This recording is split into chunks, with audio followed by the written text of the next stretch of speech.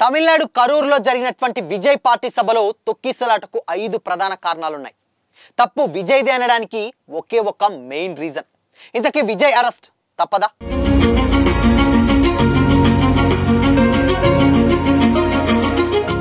నమస్తే, welcome to Disha TV. తమిళనాడులోని కరూర్ పట్టణం రక్తమోడింది.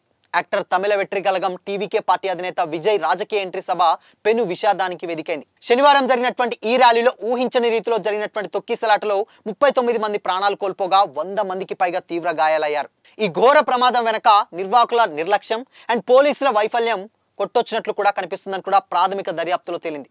ఈ ఘటనకు దారితీసినటువంటి 5 ప్రధాన లోపాలను పోలీసులు గుర్తించారు. రాష్ట్ర డీజీపీ జి వెంకటరామన్ మీడియాకు వెల్లడించినటువంటి వివరాల ప్రకారం ఈ దుర్ఘటనకు అనేక రకాలైనటువంటి కారణాలు దోహదం చేశాయని కూడా చెప్పుకొచ్చారు. ఫస్ట్, సభకు కేవలం 10,000 మంది వస్తారనే నిర్వాహకులు అంచనా వేసి అనుమతులు తీసుకున్నారు. కానీ అనూహ్యంగా 27,000 మందికి పైగా జనం పోటెత్తారు. పెరిగినటువంటి జనానికి అనుగుణంగా ఏర్పాట్లు చేయడంలో పూర్తిగా విఫలమయ్యారు నిర్వాహకులు. ఇకపోతే సెకండ్, 27,000 మంది జనాన్ని నియంత్రించడానికి కేవలం 500 మంది పోలీసులను మాత్రమే మోహరించారు. ఇది ఏ మాత్రం కూడా సరిపోకపోవడంతో పరిస్థితి అదుపు తప్పింది. సరైనటువంటి బ్యారిగేట్లు, క్యూ లైన్ల నిర్వహణ కూడా కరువైపోయింది. ఇకపోతే థర్డ్ వచ్చేసి పార్టీ ఎక్స్ అకౌంట్లో విజయ్ మధ్యాహ్నం 12 గంటలకు 12 గంటల 30 నిమిషాలకే వస్తారని కూడా అనౌన్స్ చేశారు. కానీ విజయ్ సభ స్థలికి వచ్చేసరికి రాత్రి 7 గంటల 40 నిమిషాలైంది. దాదాపు 7 గంటలకు పైనే ఎండలో, ఉక్కపోతలో అండ్ ఆహారం నీరు లేకుండా కూడా వేచి ఉన్నటువంటి జనం సహనం కోల్పోయారు.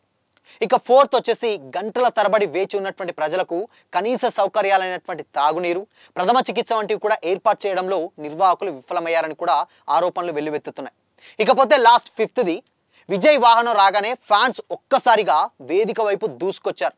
వారిని నియంత్రించేటువంటి సరైన ప్రణాళిక లేకపోవడం అండ్ అత్యవసర ద్వారాలు అంటే ఎమర్జెన్సీ ఎగ్జిట్స్ కూడా లేకపోవడంతో తొక్కిసలాట జరిగి ఊపిరాడక చాలా మంది ప్రాణాలు కోల్పోయారు అన్న కమెంట్స్ కూడా వినిపిస్తున్నాయి. సో ప్రధానంగా ఈ 5 కారణాల చేతనే ఎక్కువగా అక్కడ తొక్కిసలాట జరిగి ఇప్పుడు దాదాపు 39 మంది ప్రాణాలు కోల్పోయారన్న వార్తలు కూడా వినిపిస్తున్నాయి. ఎందుకు అనంటే ఆల్రెడీ గతంలో ఒక పార్టీ మీటింగ్ పెట్టారు విజయ్.